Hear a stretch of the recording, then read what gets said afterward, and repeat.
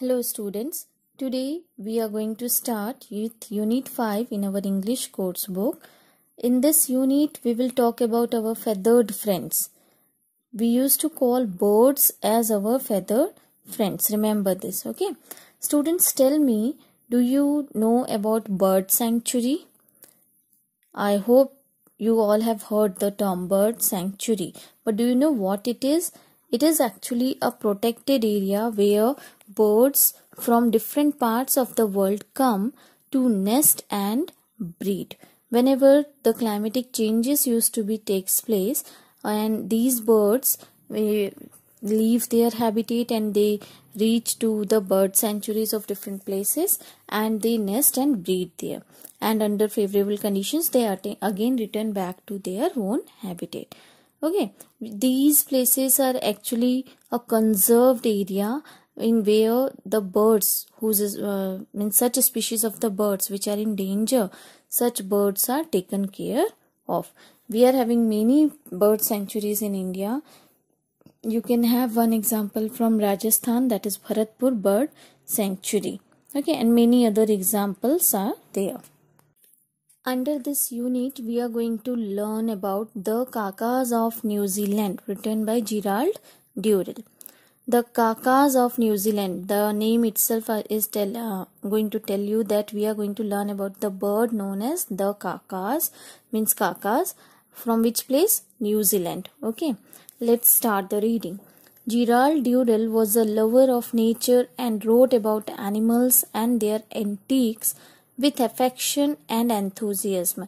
Affection means strong feeling of love, and enthusiasm means complete, means full of excitement. Two in the Bush is a record of a 6-month journey that Gerald Durrell, his wife Jackie, and 2 cameramen undertook through New Zealand, Australia and Malaya to see what was being done about the conservation of wildlife in these countries, and secondly, to make a series of TV films for the BBC. They were introduced to rare and remarkable animals, the royal albatross, flying lizards, kakas, etc. In this extract, he gives us an account of the kakas, which is informative and often hilarious. Hilarious means funny. So students, as I told you that we are going to learn about the kakas, from means this bird belongs to which place? New Zealand. Okay, so Gerald Durrell is going to tell us about the kakas. Gerald Durrell was he known for his nature's love, and he usually used to write about strange and antique behavior of different animals. Okay, with he used to love to write all these things about such a behavior of animals. Two in the Bush is a book written by Gerald Durrell, which is an output of his 6-month journey through different countries, New Zealand, Australia and Malaya. Okay, he visited all these countries with his wife and 2 cameramen. Okay, why? What's the reason why he had this trip? He wants to know about the conservation of wildlife in these countries, means how these countries, what arrangements these countries have made to conserve the wildlife of their area. Okay, and secondly, he wants to make a series of TV films for BBC. And today from this book we are having an extract which is about kakas. Okay, let's start to learn about kakas. We had really come to Kapiti to see a flock of kakas, one of the large New Zealand parrots that lived in the forest, who had been taught to come when called. Students, you all have seen parrots, na? Okay, so these kakas also looks like parrots only, so but bigger in size. Okay, Kapiti is one of the island of New Zealand where Gerald visited to meet these birds known as kakas. Okay, George disappeared briefly into the bungalow and reappeared with a handful of sticky dried dates. Then When we had the cameras set up, he took up his position near the bird table and started to call the kakas. I told you in the starting itself that Gerald with his wife and 2 cameramen, he had a 6-month journey, okay, where New Zealand, Australia and Malaya. So today means what section we are dealing is about kakas of New Zealand, okay. So when they reached to Kapiti Island of New Zealand to meet kakas, they reached to this island, and then George started calling, bring the dates, dried dates, and put it on, drop the dates on the table. Means table is ready to call the kakas. What was the special feature? I told you he used to, Gerald actually loved to write about some antique behavior of the animals or birds, okay. So what was the antique behavior kakas were having? That they used to come when we are going to call them, they will come, okay. So George started calling them by getting the table ready for their lunch. He started and set the cameras also at different positions, and then he started calling them. Now how he is going to call them? See, come on then, he bellowed. Bellowed means he started shouting loudly, his voice echoing among the forested hills. Come on, Henry, Lucy. Come on then, come on my pets. Henry, Lucy, come on then. Means continuously he is calling by their different names. What are the names? Already these kakas were having Henry, Lucy. All these are the names of the kakas. So he started calling them loudly. Next, for about 5 minutes he called and nothing happened.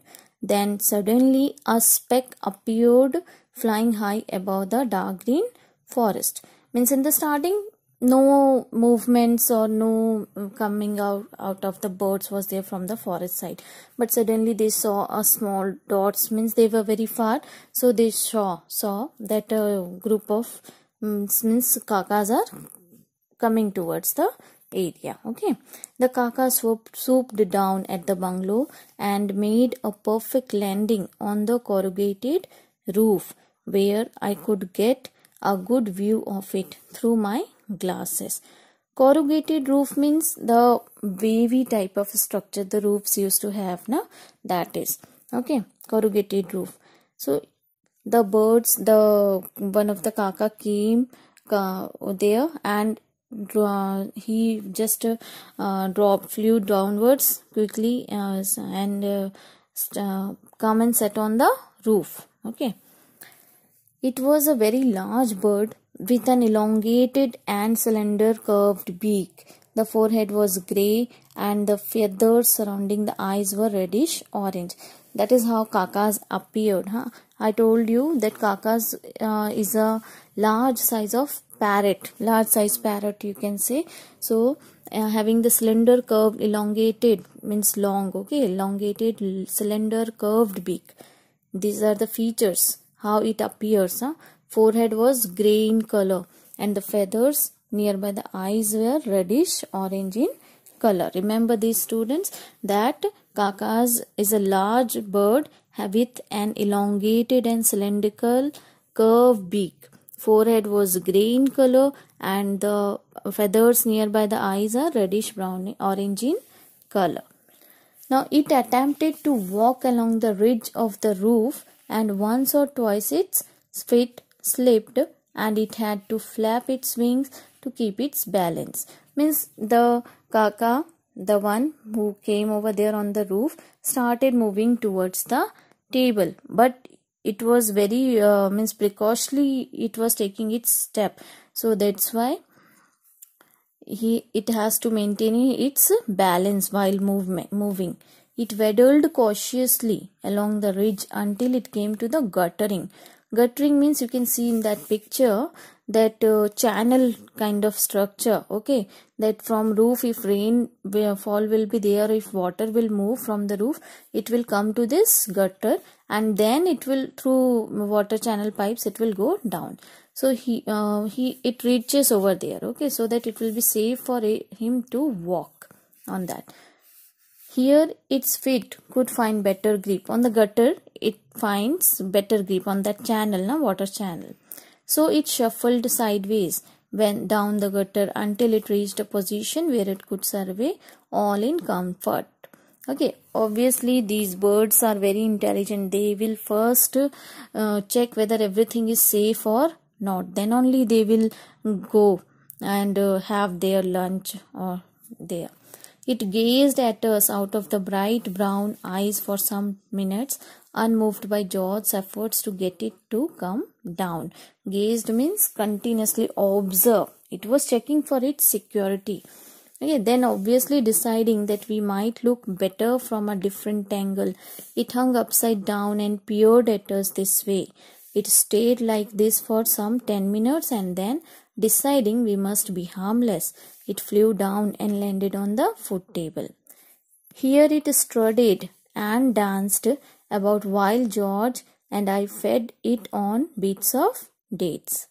While we were doing this, 2 other kakas appeared out of the forest and went through identical performances, walking along the roof, examining us from all angles, and then eventually flying down to the table. So this first one, when it was sure that everything is safe, finally landed on the lunch table. And then at the lunch table, the body appearance get changed, means with complete proud it was moving here and there and dancing and eating the dates. And after some time again 2 more kakas reached there, with same behavior. First observe and make sure that everything is safe, and then they landed on the lunch table. So for today this much only, students. We will continue in the next video.